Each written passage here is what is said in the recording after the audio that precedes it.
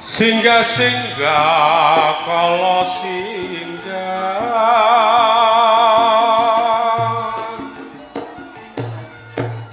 tanah suminggat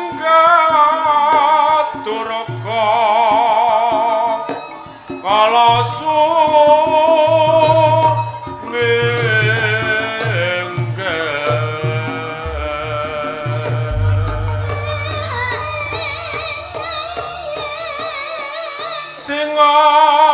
suku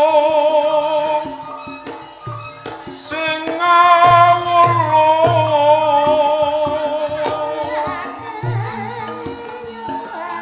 singa tanah kasap mata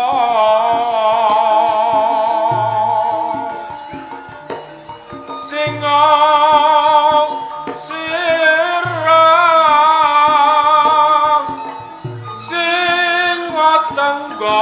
miwah singa wulu kabeh padha suminggat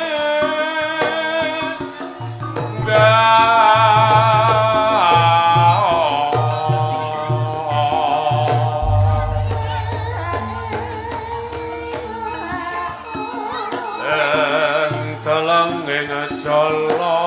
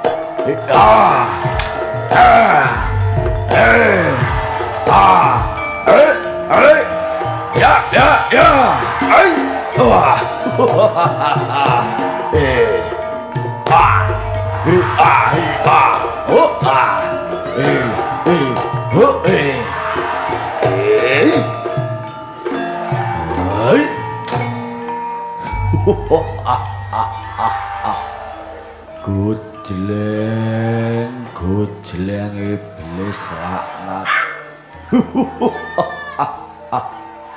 sugih kendel bondo ani Gus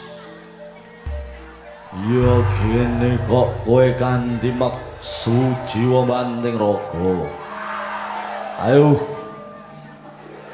suminggira juga iki ngono dudu papan dunungmu kae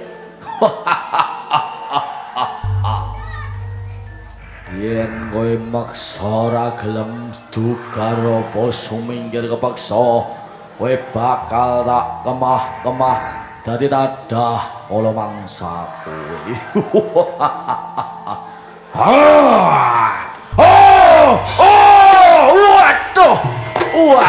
waduh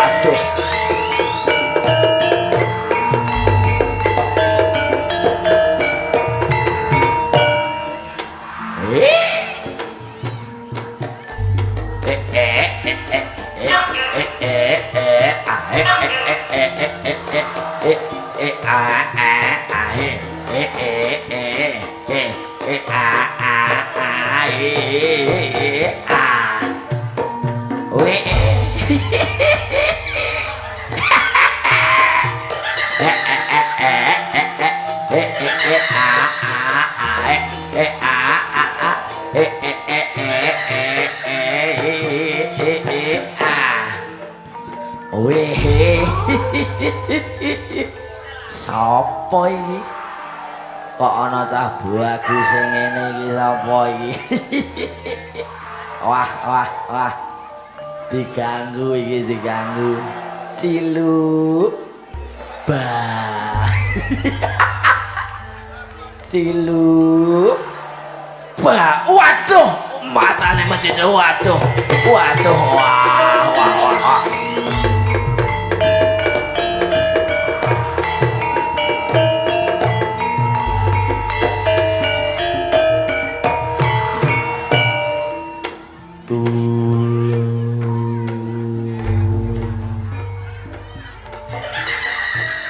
Tulungi aku. Waduh, waduh, waduh. Daging karo balung kulitku ilang iki piye aduh. Kok kari jeroan-jeroan kuthok iki. Aku tulungi Gus. Wenehi daging karo balung karo kulitmu. Wah. Wah. Waduh. Waduh panas. Panas. Panas.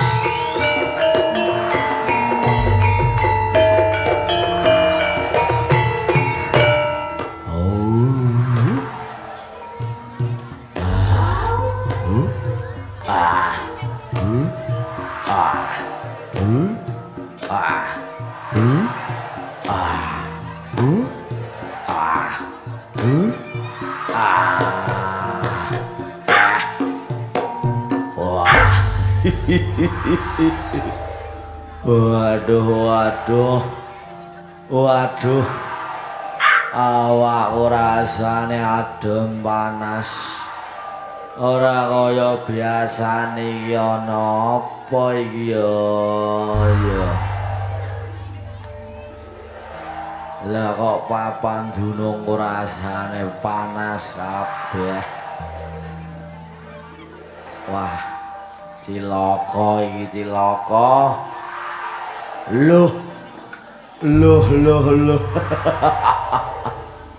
Dadi kowe iki sing ganggu papan dunungku dadi panase kaya ngene iki kowe iki. Gus. Kowe aja jajal-jajal karo bangsane jim kowe Gus. Ayo.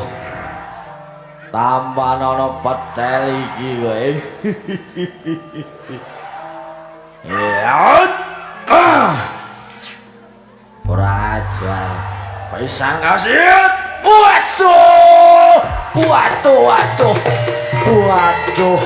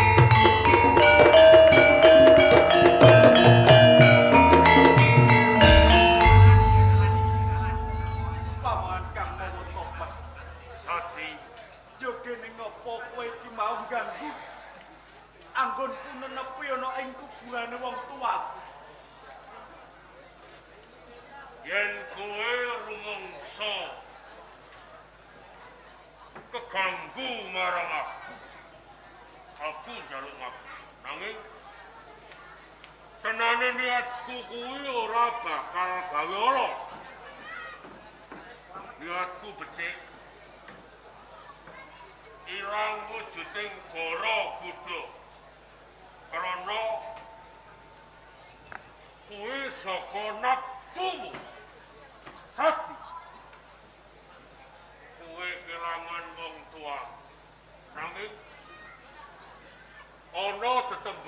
Sadi. Panggresah kuwi anjalari bubrah. Dene pangresula dadi memolo. Yen kowe kalimput jroning panggresah lan pangresula. Padha karo ora percaya marang Kang Akarya Loka. Pawongan kang mawa topeng. Adi, Aja gampang anggon ngucap. Rumangsa wis ora ana gunane. Aku urip ana ing jagating pepadang. Jalaran aku wis ora duwe sapa-sapa. kuwi jenengmu Pus. Apa kowe ora mikirake marang kapribadimu? Apa ya cukup yen kowe nelongso batinmu Sadi? Apa ora gumpregah nalarmu? Aja cethek atimu Sadi. Apa kowe ora kepengin dadi menungso kang piguna? Tumrap nusa lan bangsa Sadi. Pancen kabeh iki mau endah pangucap. Nanging rumangsa abot sakjroning atiku. Aku ki mau rumangsa wis ora ana gunane. Yen to lamun to aku iki mau bisa dadi wong kang kajen kelingan. Rumangsa wis ora ana dalan. Anggonku iki mau bisa urip. Ana Sadi. Dalane wis ngeglo. Wadine wis kabuka. Apa sekirane kowe gelem nggayuh cundakaning kawiryawan Sadi? Pawangan kan moto. Sadi, Jen pancen tembungmu iki mau. Aku bakal budidaya sak gaduk-gaduke nalang. Nanging kanthi dalan kaya piye? kerajaan Turki mbutuhke wong sing kaya kowe. Salah. Iki dina Turki bebasan peteng dedet loli mengan. Ora ana pawongan sing bisa ngudari luwet sarta madhangake pepeteng ing Turki kejaba kowe Sadi. Nanging lantarane sadurunge kowe tumuju ing Turki, kowe loleh dango ing lautan hitam. Kuwi dalan kamulyan lautan hitam. Lautan hitam!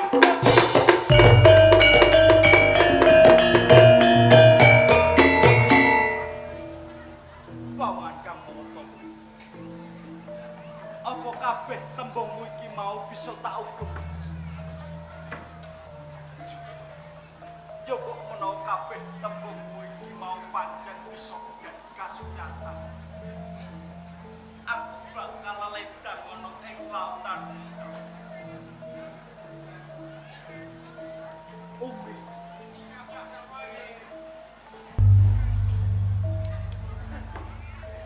Sinaosa panjenengan menika sampun digani pejah.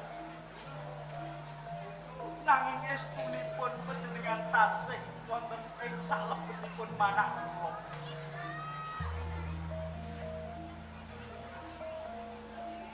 Senajan to kula menika tamu bocah saking Karangpradesh. Nanging kula badhe budidaya amrih panjenengan menika saged mesem wonten ing jagat. Wonten ing jagat kelanggengan. Pangestu